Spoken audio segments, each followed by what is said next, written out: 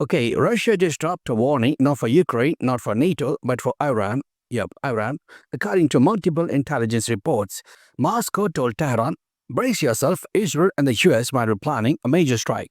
And no, this isn't a drill. This isn't some random tweet from an anonymous burner account with an eagle AV and a Bible verse. This is real, and it's making shockwaves not just in the Middle East but across the globe. So let's break this down piece by piece. 2 days ago, Russia reportedly told Iran that chatter, a joint strike is being planned. Get ready. And what does Iran do? Not panic, not tweet. They go full defense mode.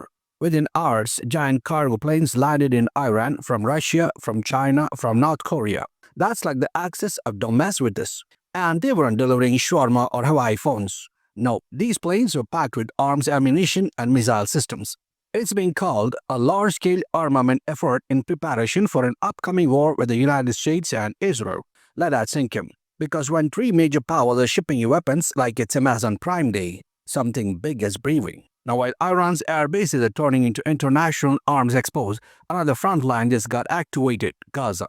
Hamas, already battered by Israeli strikes, released a bold statement. They said, and I quote, "We will not stop gathering weapons. We will not stop resisting politically or militarily until the occupation ends." And this comes right after Donald Trump basically said, "Hey Hamas, just give up your weapons, surrender Gaza, and we'll have peace." Really? That's like telling a drowning man, just swim better, bro. But Hamas isn't alone in the fight anymore. Al-Houthi, a Yemeni leader, he steps up and drops a truth bomb. You know those Israeli jets bombing Gaza with American bombs? Guess what fuels them? Arab oil, Muslim oil. The same nations calling for peace are fueling the war. Awkward. He then calls for Muslims and Arabs to wake up, to take action, to protest outside Israeli and American embassies. And guess what? The call worked. Protests erupted in Egypt, Jordan, even outside American and Israeli embassies. The global Muslim world isn't just watching anymore, they are reacting. It's not just Muslim countries. In comes South Africa. The president says we are forming an African Union lobby and labeling Israel as a terrorist state. Wait, what? That's huge. Even Germany's foreign minister said Israel risks becoming isolated.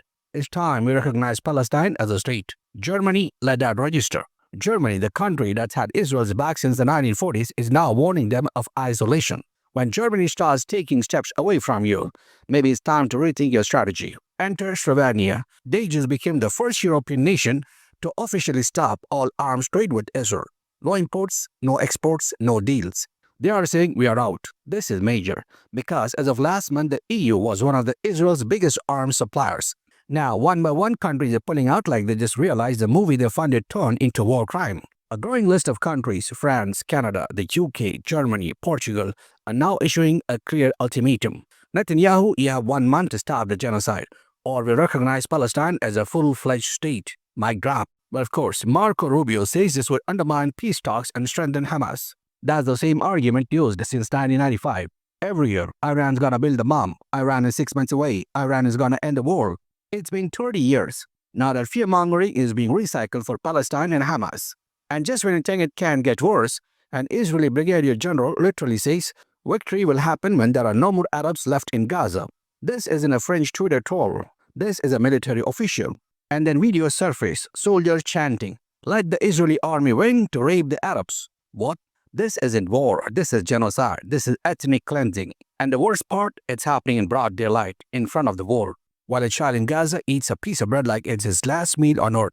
So now the real question isn't, will there be a war? The war has already begun. The question is, how long will the world keep watching before they decide enough is enough? Because from Moscow to Gaza, from South Africa to Slovenia, the global tide is shifting. And whether Israel and the US want to admit it or not, the world is no longer buying the same old story.